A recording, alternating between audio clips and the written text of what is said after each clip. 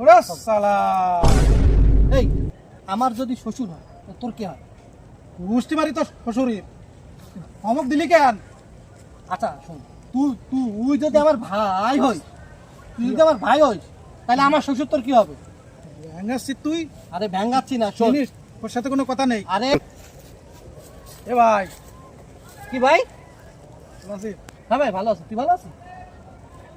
ওখানে যাচ্তেছি, ওই যে বাজারে যাবো একটু। বাজারে যাচ্তেছি।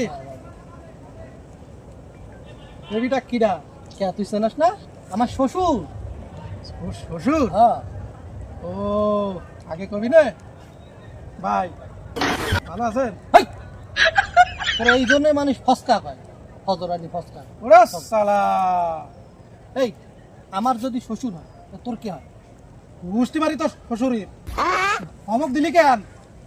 আচ্ছা শোন, তুই যদি আমার ভাই হই, তুই যদি আমার ভাই হইস, তাহলে আমার শ্বশুর তোর কি হবে? ভেঙাচ্ছিস তুই?